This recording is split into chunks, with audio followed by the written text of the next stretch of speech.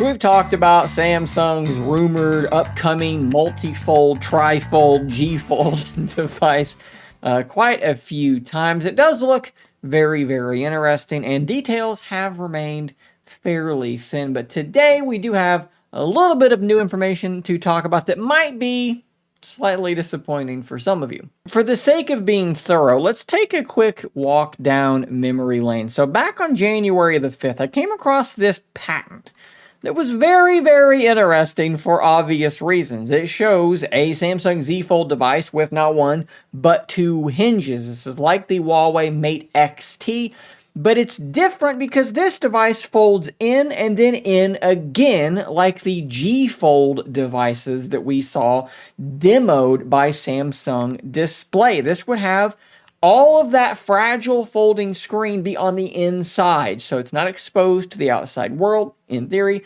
this is a more durable way to go about things. And then you have a cover display on the outside of this device. Then in February, we got this tweet from Panda Flash Pro, which they quickly deleted. It was kind of odd. They posted this, it was blurred.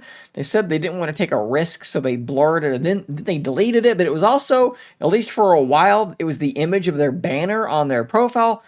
Very, very strange. But at any rate, this quite clearly is that patent. In fact, I kind of made my own mock-up based on that patent, and it was very, very similar to this. This was a little bit wider, but other than that, really, really similar looking device. So this is kind of what we're thinking this G Fold device was going to be, or is going to be.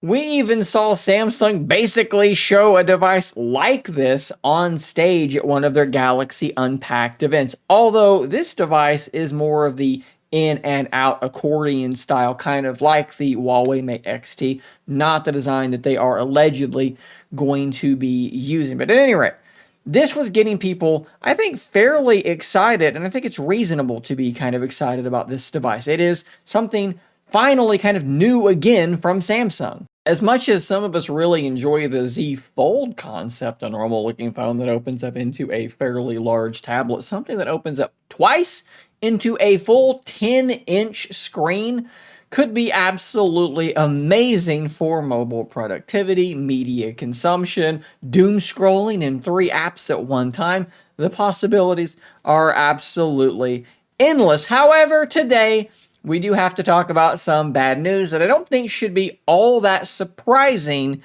to anyone if you've been paying attention. So what we have is a report coming from Phandroid where they say not only does the Galaxy G Fold carry this Q7M code name, which is something that's been rumored for a little while, it also has the model number SMF968. Now, the important part is not that model number, it's the letter at the end of that model number, and apparently they spotted these listings from a GSMA database, and what they saw was a version with N at the end and a version with O at the end, and this translates to South Korea and China. Now, the fact that we do not see any other ending letters does not guarantee that this device will never be in any other regions, but I think given what we've just seen happen with the Galaxy Z Fold Special Edition, a device that basically this exact same thing happened with.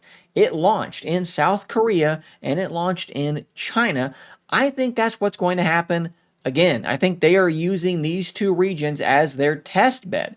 And like the Special Edition, it went well, and now the Z Fold 7 is basically going to be the Special Edition, but even thinner with some other improvements. And I think we might see the exact same thing here as well. The G Fold will launch in China and South Korea, and if it goes well, it'll launch more broadly the following year. Now, we've also seen, as recently as March the 6th, insider Ross Young saying exactly this. Good chance they could mention it. Context there being the Unpacked Summer event for this year, 2025. They expect to launch it later in Q3 or Q4. So Q3, Q4 launch in China, South Korea, and then maybe next year sometime launches global. So like I said, this is a little bit disappointing, but I think it is kind of what we probably should have been expecting. But I do want to hear from you guys down below. Is this what you were expecting? Are you happy to sit back and let other regions try this thing first? Make sure that there are no catastrophic flaws with it, and then maybe grab it when it launches globally the next year. Would you consider importing the thing because you just have to have it now? Let me know in those comments down below. Subscribe for more content just like this. And until next time, stay nerdy, my friends.